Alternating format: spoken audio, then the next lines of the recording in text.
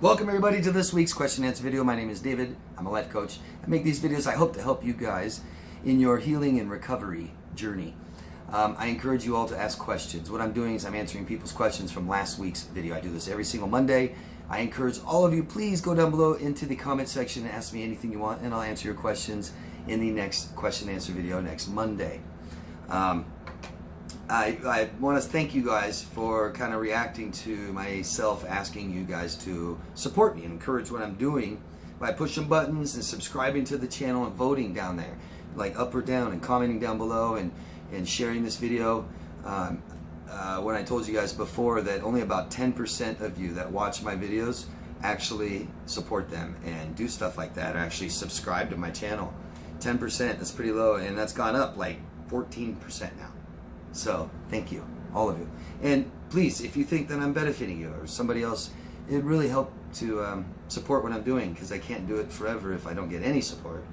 And these question and answer videos are dropping in views. They've dropped a lot since I started them, so I hope they're still benefiting people. I know there's always people telling me that they are, but I hate to see them drop so badly. I think we're at about 30% of the views of when I even started them, like 5 years ago. So they've dropped dramatically instead of going up. And so please, thank you for your support. So before I get into the questions, there's always a couple things I like to do. This week I want to recommend, please, if you can, support Shane's Law Petition. Shane is somebody who was a victim of a nasty narcissistic smear campaign. Shane took his life, and somebody that cares about Shane started a petition to have a law to stop doing this kind of stuff. With social media on the rise and people attacking each other and things like this, this needs to happen. And so if you guys could please just follow the link down below in the description box right down there. It'll take you to the petition, and just sign yes. I really appreciate that. So does Shane and the people that care about it. Thank you. This week I want to suggest, I always do every week, this week I'm going to suggest another book. This one looks great. It's called In Sheep's Clothing, Understanding and Dealing with Manipulative People.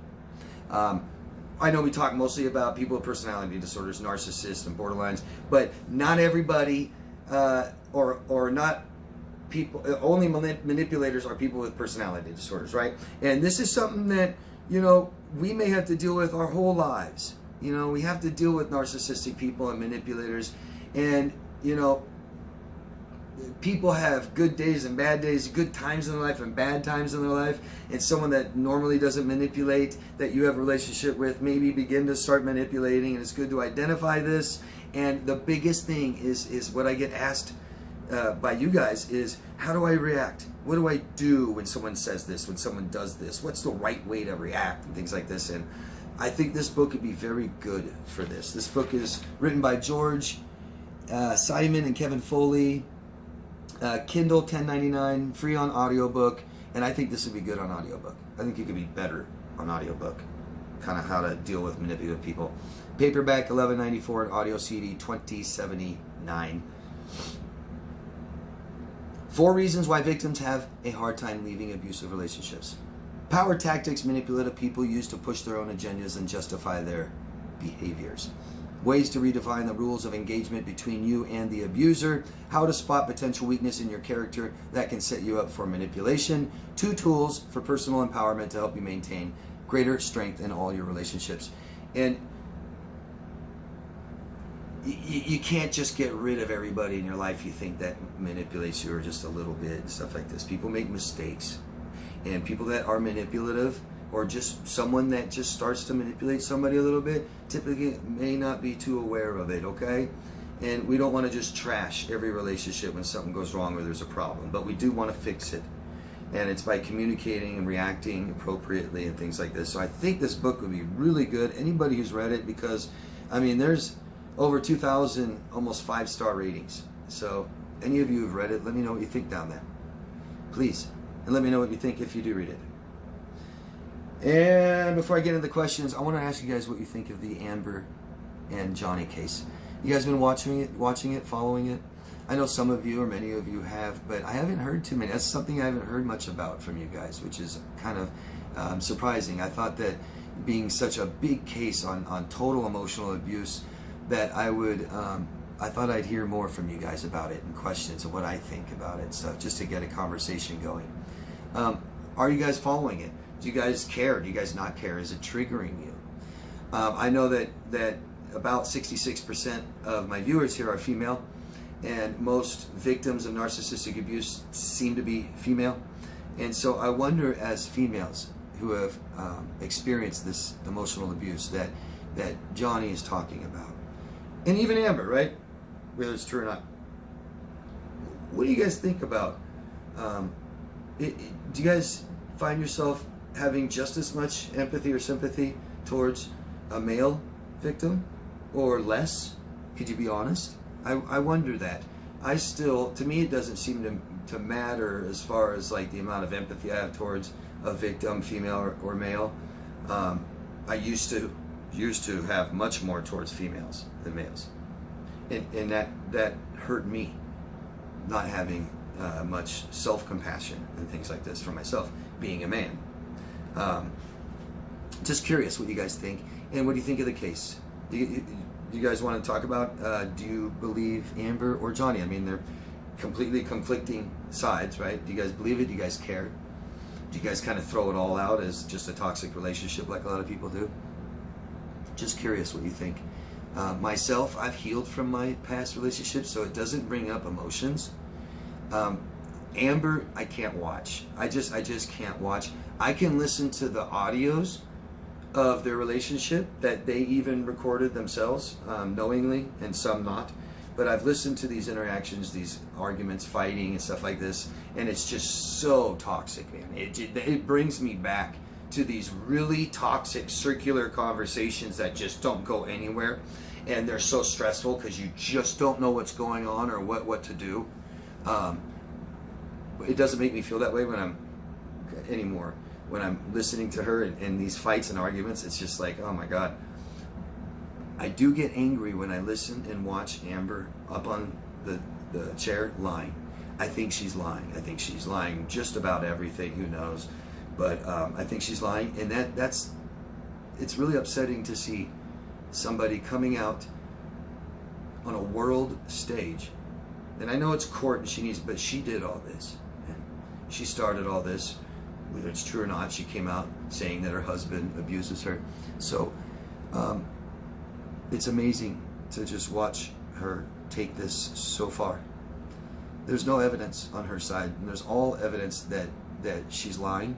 And as far as her abusing Johnny, she admits it. So that's not, I mean, she admits it. There's massive evidence and backed by tons of witness testimony, but she admits it. So that's she just says it's not a big deal, or it's okay to abuse him, or it's not this bad, it's only that bad, or minimizing. Just curious what you guys think. Okay, let's get started. Jennifer Ellis from the United Kingdom. Hi, Jennifer. David, what makes us feel so guilty after we have ended a narc relationship? Guilty for leaving them? Thank you. Well, how many of you out there, let me know down there, especially some of you guys who don't comment ever. Why not? Tell me what you think. I'd like to know. Different people I haven't heard from. Have you ever felt a sense of responsibility towards your parents? Because if I just said family, you'll say, yeah, my younger sister and brother, and maybe that too, or my own children or husband or wife. Your primary nuclear family, your parents. You ever felt a certain duty or responsibility to them? Like when you want to leave the house, meaning leave it, to enter adulthood and move and go to school or get a job. You ever feel a little guilty that you're not going to be there for them anymore? A lot of us may have literally taken care of our parents. My mother was extremely mentally ill. She was my adopted mother, but she's the person that raised me. She was so mentally ill, I literally took care of her until she passed. And so it was really hard to do anything for myself without feeling guilty. A sense of responsibility, and we aren't, and it's so tribal. It's so tribal. to have that sense of all that matters is my family, screw everybody else. I mean, that's just, why? Why? I mean, we raise our children, right? We have relationships with our family if they're good ones, and we try to make them good. But I mean, why? Today? I mean, this started back when numbers protected us, and we, everybody's trying to kill everybody else, and it's like, screw everybody else. It comes down to my family, I'll kill you. It's like, well, we don't live like that anymore. It's like, I think all of us can relate to that sense of responsibility to our parents. It's pursuing anything for ourselves. We're labeled as selfish. Why do we feel so guilty after we end a narc relationship, guilty for leaving them? Because if you study what's labeled a codependent relationship, and you've got the kind of abuser and enabler, it's never 50-50. It typically, someone does most of the relationship and is not seen or heard, and it's all about the other person that doesn't do much in the relationship. So that after a while we lose ourselves, we find identity in this possibly, but it's I'm responsible for you. We assume responsibility, and by assuming that responsibility, when is it over? Do we get to assume that too? Well, I think we're conditioned not to. If you really understand, and some of the other questions get into this later, so I'll wait for it, but it'll tie into all this. It's not being about myself, not being raised to understand that they're just caretakers helping us get ready for the world and be ourselves, but the parents direct our attention to them, their void, their abuse, neglect, their pain, their suffering, their inability to have a functioning relationship, their inability to be self-reliant and take care of themselves, things like this. Just you putting up with their outrageous emotional outbursts or anger or violence and things like this, all of it, sense of duty, responsibility that we don't have, we only have to ourselves. And Jennifer says again, David, you answered my question. Yes, you hit the nail on the head. I've been too afraid to stand up my ground. So an example is, and that's why I'm reading this, is a good example. I was in the back of the shop where I go sometimes. I'm allowed. A new assistant manager has started. She too was in the back, just you get in the break room. So David, it wasn't so much what she said. Oh, I'm sorry. When you walked into the break room, your new assistant manager said, "Hang on, are you supposed to be in here?" And so it wasn't so much what she said, it was how she said it and how she looked. I said, yes, I wouldn't come in here otherwise. I have respect for your position. The way she spoke to me was like I'm a child being berated at school. The next day I told her how I felt, and she said she didn't mean to come across that way. I said, thank you, but I'm feeling guilty for saying what I did for a while after. But then I'm thinking, I need validation, so that's an example. You said it gets better as I go along. I believe that because I've come this far where I express myself now. So thank you, David. Fairy steps, I like that, fairy steps. I will get there and I will show them. LOL, I'm not paying for your help and you're still so giving. One day I will, or I will donate. It's okay, you don't need to. Thank you very much, Jennifer. You're more supportive than you know. So what's important is how do you feel about it, okay? Right? You felt nervous, guilty, afraid, things like this, and that shows that you're not used to it, which is really sad. Not used to just protecting yourself, not used to just asking for what I want, things like this. It's pretty sad. But now you're doing it, never too late. And so you're a little guilty and scared, but now this was a week ago, almost. So how much better do you feel about it now? A lot better, I bet, right? And this gets easier and easier every time. Confidence comes from positive experiences. You had one. You stood up for yourself. She didn't bite you off. You expressed yourself. You maintained your own self-respect and dignity and things like this. You were very honest, giving yourself what you need. Nothing feels better than that. Nothing. Thanks for sharing that, Jennifer. Okay, next one. Lisa from Ireland. Hi, Lisa. David, thank you, David, for another great question and answer video. You're welcome. Thank you. I'm trying to be more assertive in my day-to-day activities. Sometimes I've good days, other times just okay days. Well, that's better than it used to be, right? I'm coming up to a year no contact in 2 days' time. I found myself a bit triggered this month.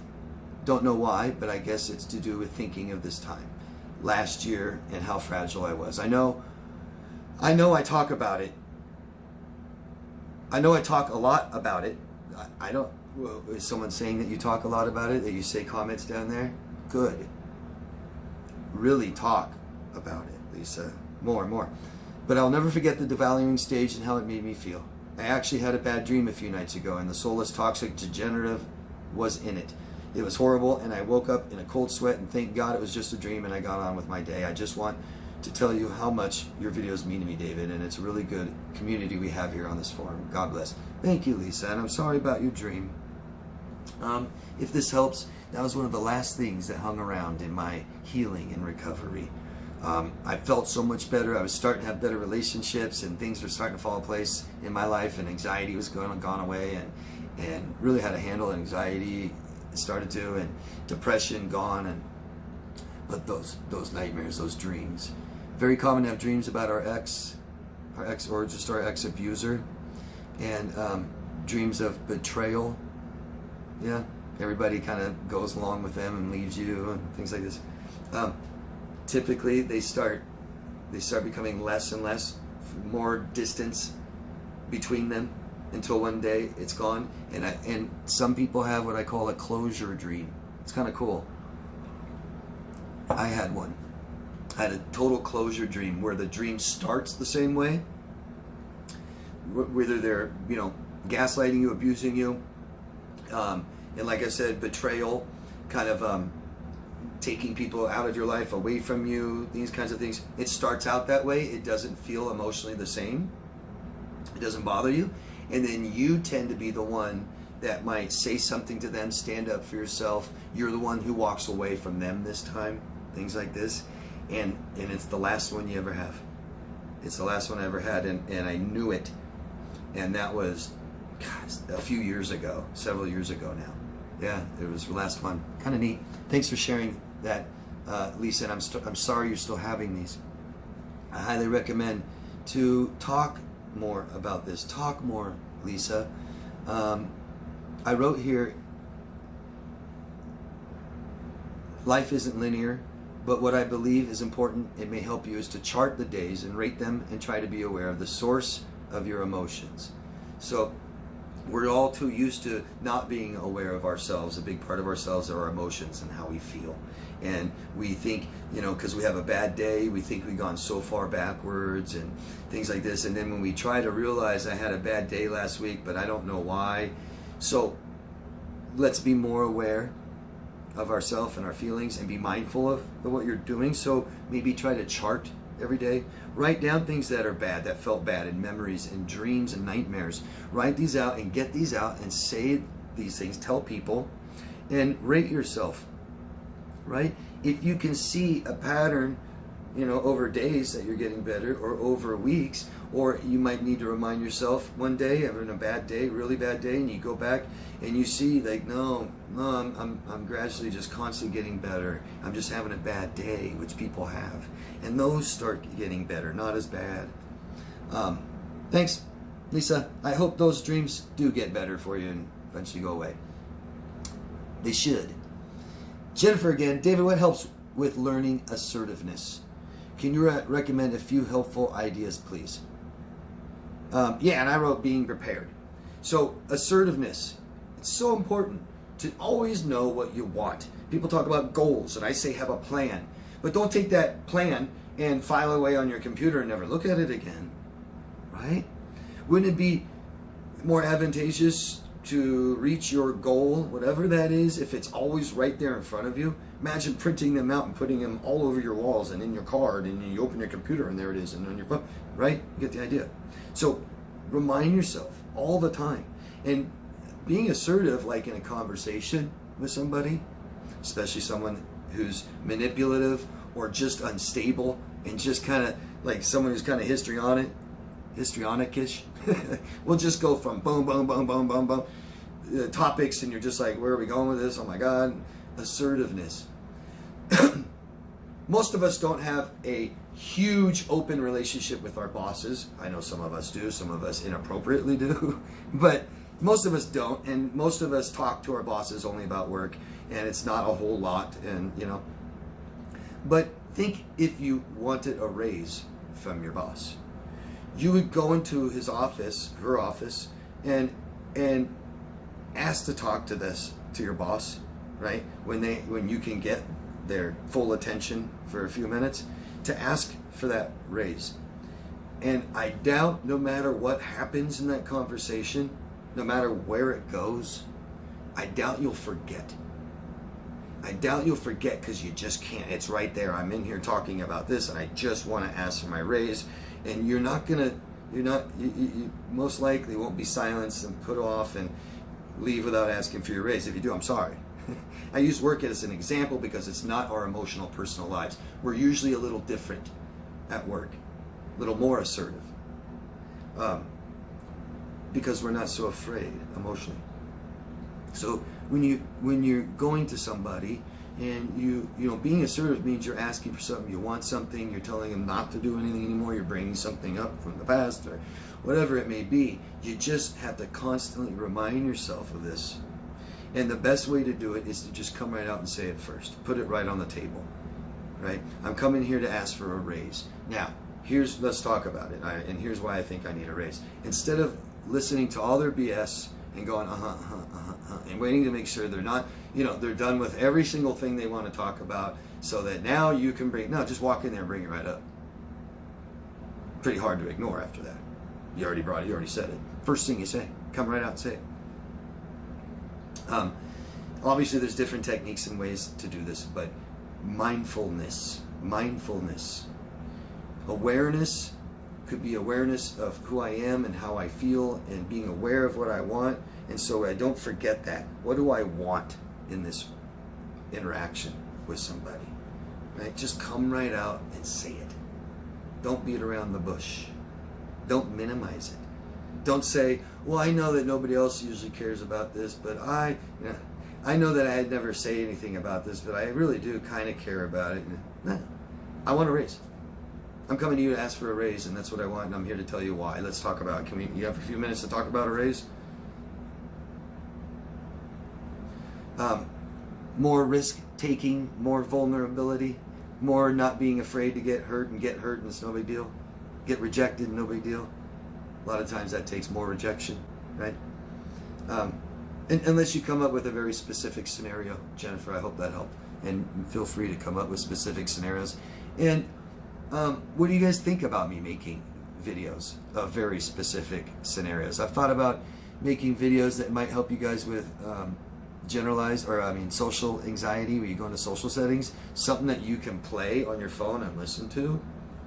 I've thought about, specific conversations on how to handle and deal with things. Because really, once we get past because we can't black and white think, are they narcissists or not? Narcissists or not? No. Good people tend to manipulate sometimes, not realize it, right? Therapists, I can be manipulative with my clients because I want them to do, what I want them to do. I want them to be successful, so I'm trying to manipulate them a little bit to be successful, things like this. So it's not all just evil. And it's not something that they're always aware of. A lot of people who tend to manipulate every once in a while, sometimes in their life, they're not really totally aware of. They're not coming at you like, I'm going to trick this person and get everything I can out of them. They just are desperate, can't take care of themselves in bad times, need help, afraid to ask for it, afraid to be vulnerable. Say, can you help me? Instead of say, I'm going to have to move out of my place soon, and I don't got anywhere else to go, and man, I wasn't able to eat today because I'm broke. Hey, you got $5? I'll get you back tomorrow. Something like that. David from Canada, Canada. Hi, David. Great video, interesting view on true crime. I personally prefer fantasy. The escape to another world, I guess, is what I enjoy. LOL. Thanks for another great Q&A. And this is something I've always been curious about with survivors like us. At my worst is when the last worst relationship ended. After years, I finally just caught up with me and I just couldn't handle it anymore, and then it ended and it was just awful. I was so lied to and tricked and gaslit and manipulated for my whole life that by the time I got in my late 30s and started recovering from this stuff, or early 40s, that I couldn't watch anything that wasn't real. I mean, my whole life at that point just began to be just all about truth and real, right? I mean, I got tattoos about truth and stuff all over me. I couldn't watch even commercials. I couldn't watch a TV series because it's pointless. It's not real. Why? And I've always, my whole life growing up and teenagers and 20s, way into anything alternative based reality, like science fiction and fantasy, adventure were always my favorite. But then I just couldn't do it anymore. The only thing I could find myself watching was survival shows, reality shows. They throw people out in the wild and there's just surviving, stuff like that. Like that's all I could watch. It's sad. For years. It took me years till finally, just a few years ago, I love it now again, fantasy and stuff like that. What about you guys? You guys able to watch anything but reality for a while? Was there ever a period like that in your recovery, or when you were the worst? You know, just from being just everything fake, just having fake people in your life that don't know who they are, and just everything has to do with, you know, either money or appearance or style and status, and just, who cares? God. I mean, I ended up getting rid of everything I owned. I just couldn't take it. I was just so sick of people, fakeness and lying and gaslighting. How about you? All right, Salema from France. Hi, Salema. So Salema has told me before about her story growing up and how she's become a black sheep from 2 families. A lot of us have, you know, 2, 3, 4 families. I had quite a few.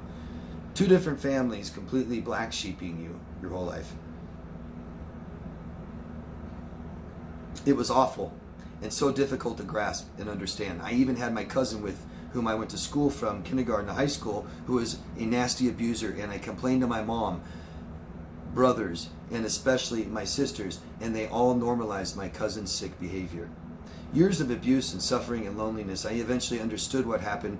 Putting these pieces together, sometimes I got huge clues thanks to the flying monkeys or with my intuition. I eventually understood that it took 2 families to destroy me, but they could not succeed, David. What a threat was I to them? What a threat was I to my grandmother? I think she picked me up as a black sheep before I was born, or as a newborn. I know she is the one who chose my name. So here we go. Codependent family dynamic, a narcissistic family dynamic, and why are we a threat? Why do they feel threatened, right? So codependency means dependency on a person, dependency on persons and relationships that you have with them, not being able to take care of myself. There's so much involved that it could be. Like I said earlier, it could be you put up with my emotional outburst. Everybody else says it's wrong to hit and bang and yell, but you stay there when I do it. It could be that. It could be I feel like such a failure and you always tell me I'm great. You don't call me out on my failure. When I do my bad behaviors, you don't call me out and say anything, so therefore it's not a problem. It could be I can't take care of myself and feed myself. You feed me. You give me my addictions. You go to the store and get me my beer when I'm too drunk, hungover, don't feel like it. Don't feel, you know, all these things. So much involved. And then a threat. So this becomes dependency and addiction. My drug addiction. If this was alcohol and this is my addiction, you coming by and taking this from me is a threat. You calling me out and saying, God, why do you drink all the time? Don't you see what it's doing to your body? That's a threat. So anything different is a threat. Now, a relationship that's healthy and functioning is always growing, and there's meaning and purpose, and we both know this. And any kind of dependent relationship, me and my alcohol, I don't want this to change. I'm not trying to grow into a better alcoholic. I'm not trying to grow away from alcohol. I'm trying to stay and keep everything exactly the same. And anything that interferes with this is a threat. And so you if I am dependent on you, you getting a better job may be a threat. You leaving the house would definitely be a threat. You're not there for me anymore. You getting help from a psychiatrist would be a threat, because then you won't allow my toxic behavior and you'll see it and call me out. Nothing can change. Everything has to stay the same. I'm dependent on that. And so anything that's different, that changes, is a threat. You having your own family. Now you don't need me. You going and talking to the neighbors. They might judge me. They might tell you, hey, you deserve better than this. They're drunk. Leave them. I mean, whatever it is. Whatever it is. A threat. A threat to their life changing, to their dependent relationship, their addiction.